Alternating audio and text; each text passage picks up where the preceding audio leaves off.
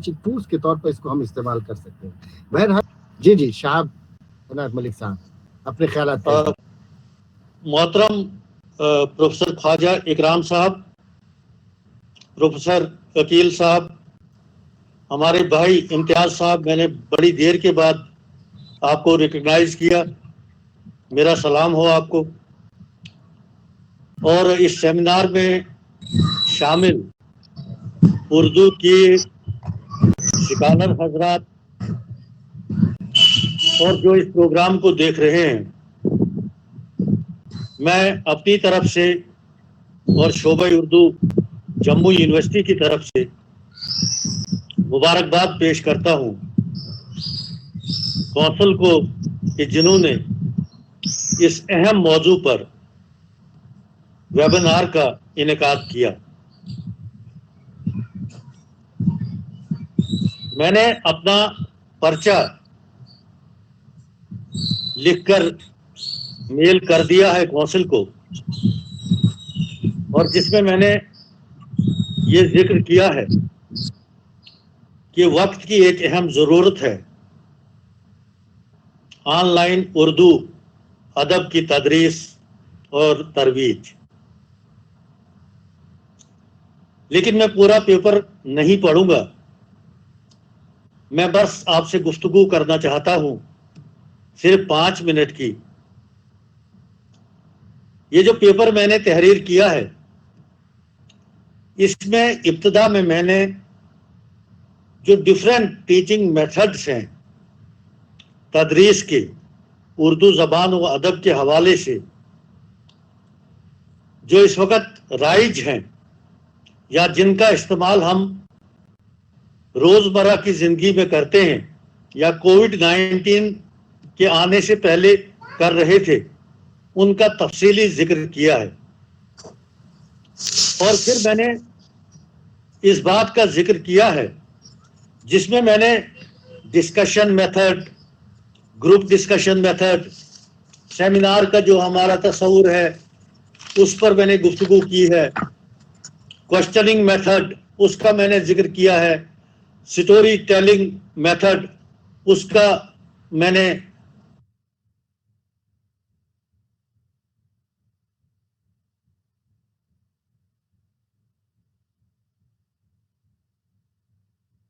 شہاب صاحب آپ میوٹ ہو گئے، انمیوٹ کریں پلیز.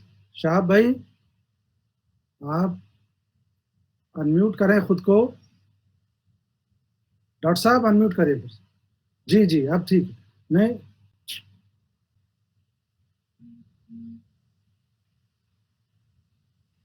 پروفیسر شہاب صاحب جی بیچ میں میوٹ ہو گیا تھا آپ کا مائک. جی یہ اصل میں یہی پرابلم ہے جس کا میں ذکر کرنا چاہتا ہوں.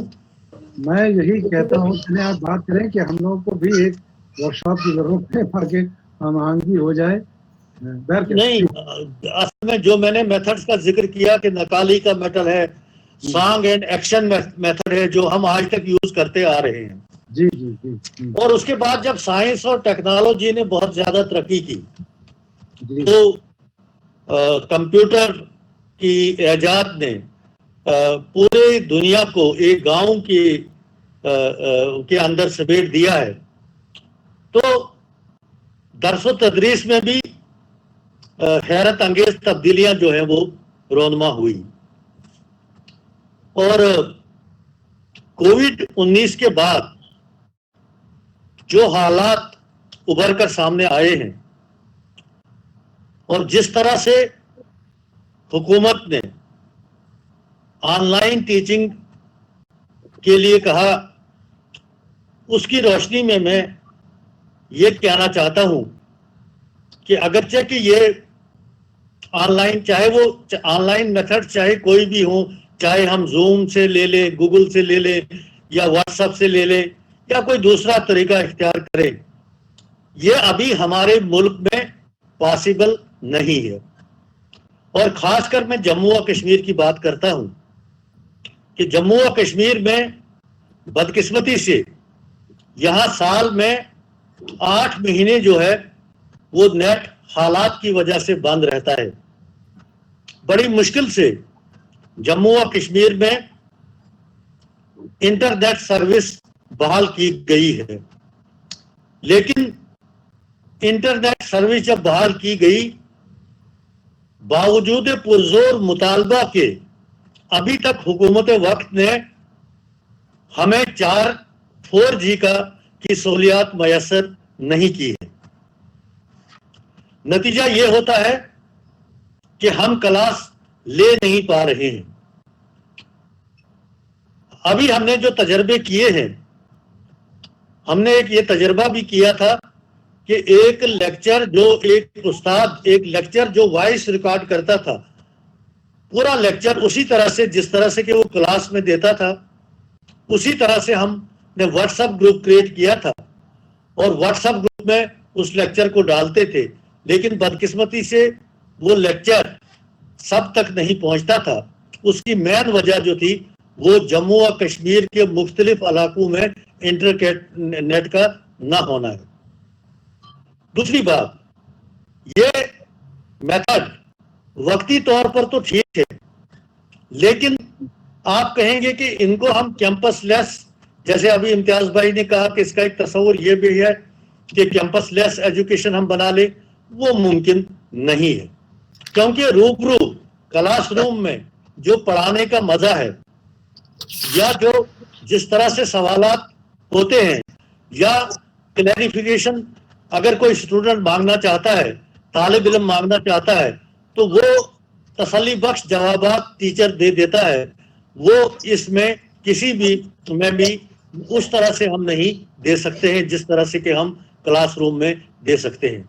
और अपना मुल्क अभी तो भूखमरी से मार रहा है। हमारे यहाँ 80% ऐसे अवाम हैं हमारे मुल्क में कि जिनके पास अभी खाने को रोटी नहीं है, पहनने को कपड़ा नहीं है, और उन बच्चों तक जो हमारे मेजॉरिटी तालिब इल्म हैं, उनको हम कैसे ऑनलाइन दे दें कि जिनके पास अभी वो ज़राए ही मौजूद नहीं है जिनकी वसातत से हम ये ऑनलाइन सिस्टम शुरू करने जा रहे हैं। ये मगरबी ममालिक में, तरक्की याफ्ता ममालिक में तो मुमकिन है, लेकिन हमें अभी इसके लिए बहुत कोशिश करनी होगी। सबसे पहले यहाँ शहाब जफर आजमी साहब ने और शोएब साहब ने भी उन्हीं बातों को रिपीट किया। मैं नहीं चाहता हूं कि उन बातों को मैं रिपीट करूं, लेकिन कहना पड़ता है कि हिंदुस्तान के 80% ऐसे इलाके हैं कि जहां अब भी गांवों में बिजली जो है वो हफ्तों नहीं महीनों, कश्मीर की अगर मैं बात करूं कि महीनों जो है 6 माह जो है मदवातर जब बर्फबारी का मौसम होता है तो बिजली बंद होती है। और किस तरह से हम अपने तलबा को तालीम से मुस्तफीद कर सकते हैं, ये एक बड़ा सवाल है जिसकी तरफ हमें ध्यान देने की जरूरत है। और मुझे लगता है कि हुकूमत वक्त को जहां वो इस बात का तज़किरा कर रही है कि ऑनलाइन मोड को ज्यादा से ज्यादा फरोग दिया जाए, वही उनको इसे बढ़ावा देने के लिए इसको मजीद अवामी सतह पर आम लोगों तक माली मुश्किलात का सामना करना पड़ रहा है बच्चों को। हमने ऐसे देखा कि स्मार्टफोन नहीं, हमने एक कॉलेज ने अभी तजर्बा किया कि ऐसा है कि हम स्मार्टफोन जो है कम कीमत पर स्टूडेंट्स को लेकर दे देंगे, और उसके बाद जब उनका सेशन खत्म होगा तो उनसे वो फोन जो है वो वापस लिए जा सकते हैं। चलिए, मैं मानता हूं कि ये बात शहरों में हो सकती है, लेकिन गांवों में क्या ये मुमकिन है कि जिन कॉलेजेस में अभी तक उतने माली वसाइल से वो अभी तक जूझ रहे हैं, वो किस तरह से अपने स्टूडेंट्स को स्मार्टफोन लेकर दे रहे हैं। हमारे पास तो अभी सैनिटाइजर खरीदने के लिए पैसा नहीं है। सैनिटाइजर्स के लिए हमें यूनिवर्सिटी को या कॉलेज के हायर अथॉरिटीज को रुजू करना पड़ता है कि वो हमें इस वबा के लिए दे। तो यूनिवर्सिटी या हुकूमत क्या हमें ये चीजें दे पाएगी और क्या वो अपने निज़ाम को दुरुस्त कर पाएगी, ये भी एक बड़ा सवाल है। तो मेरे कहने का मतलब ये है कि ऑनलाइन اس ایجوکیشن سے یا اردو کی تدریس، اردو زبان میں اتنی طاقت ہے کہ وہ زبان جو ہے ہماری وہ اتنی طاقت رکھتی ہے کہ وہ آن لائن بڑی خوبی کے ساتھ انجام دے سکتی ہے. لیکن مسئلہ وہی آتا ہے خواجہ بھائی اور عدیل بھائی کہ میں آپ کو بتا دوں کہ ابھی ہم جب واٹس ایپ پہ جب کلاسز لے رہے تھے اور جب ہم مٹیریل شیئر کر رہے تھے تو ایسے بھی بچے تھے کہ انہوں نے وہ شکایت لے کر وائس چانسلر کے پاس چلے گئے کہ ہمیں جو ہے بنی بنائی کتاب جو ہے واٹس ایپ کیا جا رہا ہے ٹیچرز کی طرف سے اور ہمیں بالکل بھی کچھ پتہ نہیں چلا ہے.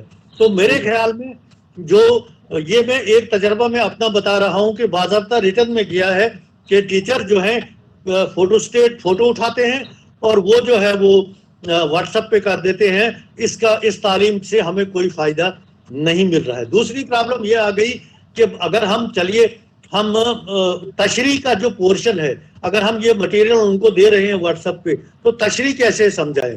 لیکن آپ جانتے ہیں کہ ہم نے جو وائس میسج کا جو سلسلہ شروع کیا اس میں ہم تشریح بھی کرنے لگے.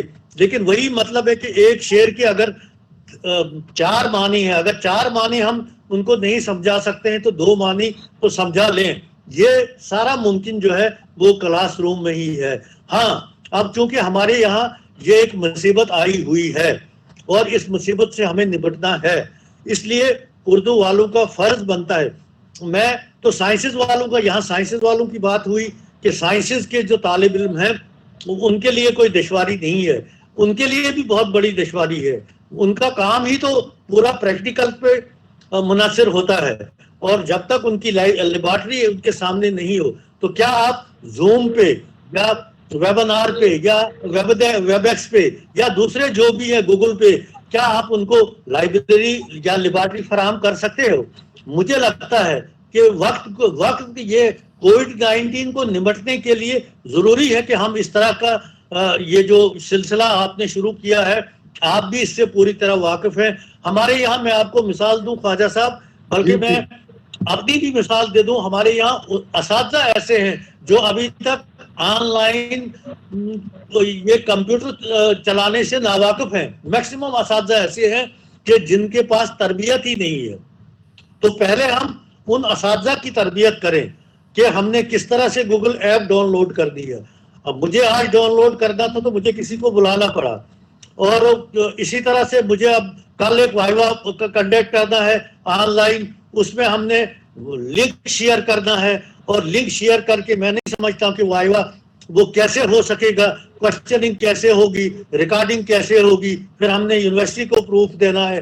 لیکن جو سسٹم چل رہا تھا وہ بہتر سسٹم تھا. اس سسٹم سے تب تک کے لیے کہ جب تک ہمارے پاس پورے وسائل موجود نہ ہو، اور جب ہمارے پاس وسائل ہوں، جب ہمارے پاس، آپ ایک مسئلہ حل کر لیجئے، آپ ہمیں 77 سال ہوئے آزاد ہوئے ابھی تک ہماری بجلی پانی کا مسئلہ حل نہیں ہوا ہے. تو کہاں یہ کمپیوٹر اور ان کی باتوں کی طرف، ایجوکیشن کی باتوں کی طرف پچھلی سرکاروں نے اگر چند اقدامات اٹھائے تھے، لیکن گزشتہ کچھ سالوں سے آپ دیکھ رہے ہیں کہ ہائر ایجوکیشن کو بالکل ایک طرح سے نگلیکٹ کیا جا رہا ہے. ان کے فنڈز نہیں مل رہے ہیں، اور فنڈز نہیں ملے ہیں کہ تو ظاہر ہے تو آپ کمپیوٹر نہیں خرید سکیں گے. فنڈز نہیں آپ کو آئیں گے تو ظاہر ہے کہ آپ کوئی آن لائن کورس شروع نہیں کر سکتے ہیں. تو یہ ساری مشکلات ہیں جن کا ظفر صاحب نے بھی، شہاب ظفر اعظمی صاحب نے ذکر کیا، جن کا شعیب بھائی نے ذکر کیا اور امتیاز بھائی نے بھی ذکر کیا اور ابھی ہماری محترمہ تھی انہوں نے بھی ذکر کیا. میں نہیں سمجھتا ہوں کہ اسٹوڈنٹس کو اس طرح کے، اور خاص کر کے چھوٹے بچوں کے لیے یہ ایک بہت بڑا ذہنی دباؤ ہے.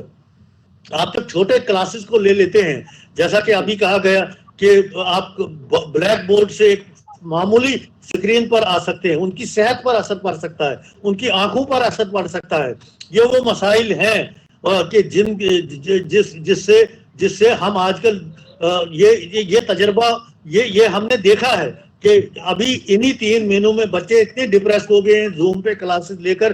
وہ میرا اپنا بیٹا یہ کہہ رہا ہے کہ پاپا مجھے سمجھ نہیں آ رہی ہے میڈم، ہم سوال نہیں کر سکتے ہیں، میڈم جواب نہیں دے سکتی ہے، ہم لیکچر سن رہے ہیں. تو میں سمجھتا ہوں کہ ہمارا جو روایتی، جن کا میں نے اپنے پیپر میں ذکر کیا، جب پیپر چھپے گا انہی کو اگر ہم فروغ دیں تو وہ سسٹم ہمارا ایک بنا بنایا ہوا سسٹم ہے، اس میں ہمیں ایجاد کرنے کی کوئی ضرورت نہیں ہے، پیسہ لگانے کی کوئی ضرورت نہیں ہے.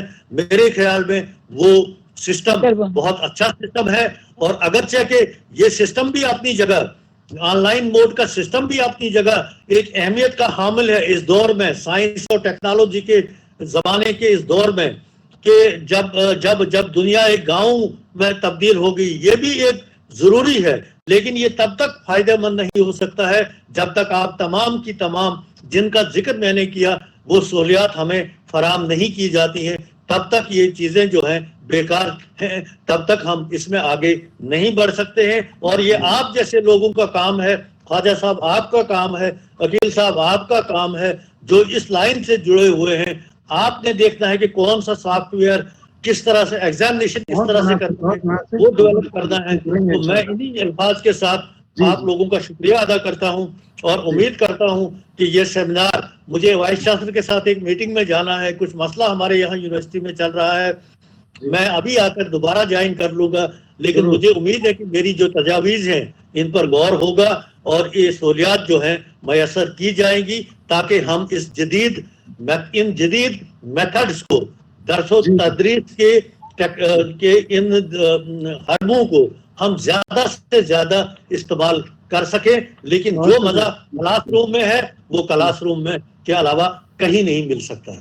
شکریہ صاحب، بہت شکریہ. بہت بہت شہاب عنایت ملک صاحب، آپ نے بڑی تفصیل سے بہت سی اچھی اہم باتیں بتائی ہیں. ظاہر ہے کہ طلبہ جو ہمارے یہاں ہیں، جو کیمپس میں ہوتے ہیں، کلاس روم میں ہوتے ہیں، اپنے دوستوں کے درمیان ہوتے ہیں، ایک آزادی فکر ہوتی ہے. وہ گھر میں بیٹھ کر والدین کے درمیان جس طرح سہمے ڈرے بیٹھے رہتے ہیں، وہ بھی ایک فزیکل اور مینٹل ڈیولپمنٹ پر اثر ڈالتا ہے. جو ایک آزادی بچوں کو ملنی چاہیے، چاہے ہائر ایجوکیشن کے ہی بچے کیوں نہ ہوں، وہاں وہ آپس میں تبادلہ خیال کرتے ہیں. یہاں کلاس روم کے بجائے گھر میں بیٹھ کر وہ پڑھ تو لیتے ہیں، لیکن وہ آپس میں تبادلہ خیال نہیں کرتے، وہ والدین سے، اپنے ماں باپ سے نہیں کر سکتے. یہ ایک بڑا مسئلہ پیدا ہوتا ہے.